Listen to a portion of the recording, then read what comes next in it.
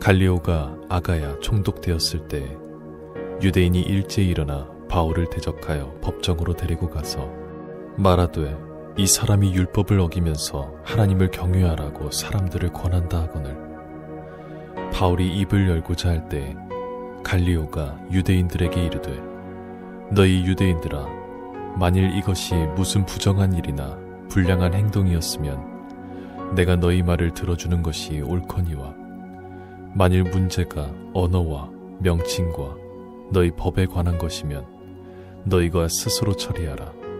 나는 이러한 일에 재판장 되기를 원하지 아니하노라 하고 그들을 법정에서 쫓아내니 모든 사람이 회당장 소스데네를 잡아 법정 앞에서 때리되 갈리오가 이 일을 상관하지 아니하니라. 바울은 더 여러 날 머물다가 형제들과 작별하고 배 타고 수리아로 떠나갈새 브리스길라와 아굴라도 함께하더라. 바울이 일찍이 서원이 있었으므로 갱그레아에서 머리를 깎았더라. 에베소에 와서 그들을 거기 머물게 하고 자기는 회당에 들어가서 유대인들과 변론하니 여러 사람이 더 오래 있기를 청하되 허락하지 아니하고 작별하여 이르되 만일 하나님의 뜻이면 너희에게 돌아오리라 하고 배를 타고 에베소를 떠나 가이사랴에 상륙하여 올라가 교회의 안부를 물은 후에 안디옥으로 내려가서 얼마 있다가 떠나 갈라디아와 부르기아 땅을 차례로 다니며 모든 제자를 굳건하게 하니라. 하나님께서는 바울에게 환상을 통해서 고린도에서 그가 어려움을 당하지 않을 것을 약속하셨습니다.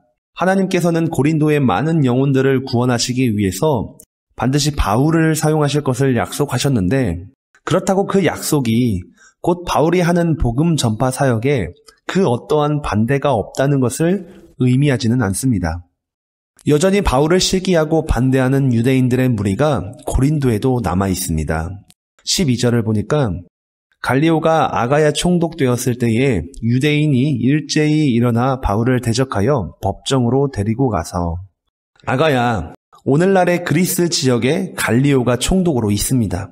그는 주 51년부터 52년까지 총독으로 있었으며 백성들 사이에서 좋은 평판을 얻기도 하였습니다. 바로 이 배경 지식이 오늘의 본문을 이해하는 데에 좋은 힌트가 될 것입니다.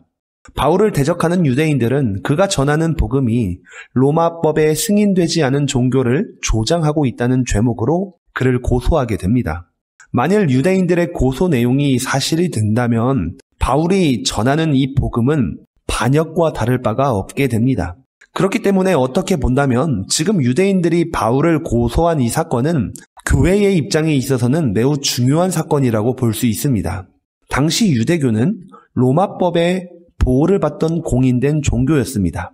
만일 바울이 전하는 그 복음이 유대교의 한 분파로 인정이 된다면 바울은 로마법의 보호 아래에서 당당하게 복음을 전할 수 있게 됩니다. 그렇다면 아가야의 총독 갈리오는 이 일을 어떻게 해석하고 결론을 내립니까?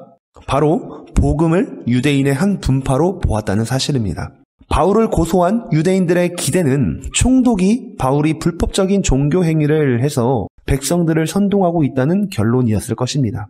그러나 총독 갈리오는 유대인들의 기대가 아닌 바울이 전하는 복음을 유대인의 한 분파의 관점으로 해석했고 따라서 그에게 그 어떠한 문제도 없음을 말하면서 결론적으로 너희들의 문제니 너희가 해결하라는 판결을 내리게 됩니다.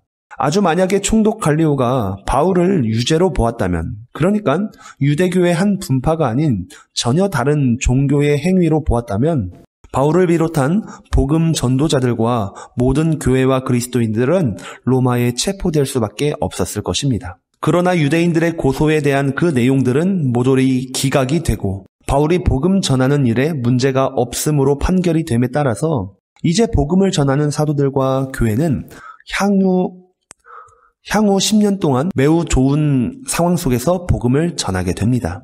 갈리오의 판결은 결과론적으로 로마 제국 전역에 복음이 전파되는 것을 도운 셈이라고도 볼 수 있다는 사실입니다. 오늘의 말씀을 묵상하면서 하나님께서는 오늘도 바울에게 하신 약속을 지키고 있음을 알 수 있습니다.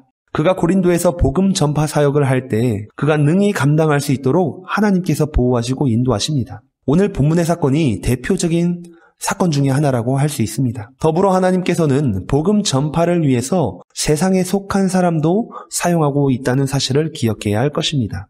그가 물론 하나님을 모르거나 복음에 관심 없는 사람일지라도 하나님께서는 역사하십니다. 그를 통해서, 그의 자리를 통해서, 그의 권력을 통해서 능히 복음이 온전히 전파될 수 있도록 역사하신다는 사실입니다. 우리 크리스찬들은 우리의 노력으로 때로는 바꿀 수 있다고 생각합니다. 그러나 바뀌지 않는 현실 속에서 얼마나 많이 좌절합니까? 그렇다면 우리는 깨달아야 됩니다. 우리의 노력이 아닌 우리의 뒤에서 언제나 일하시고 역사하시는 하나님이 계시며, 그 하나님께서는 때로는 우리가 예측할 수 없는 곳에서 예측할 수 없는 상황과 사람을 사용하셔서 언제나 선하게 역사하시는 분임을 우리가 믿어야 할 것입니다. 따라서 오늘도 오직 하나님의 말씀과 그 약속을 믿으면서 온전히 주님을 위해 살아가는 복된 하루가 되기를 간절히 소망합니다. 아멘.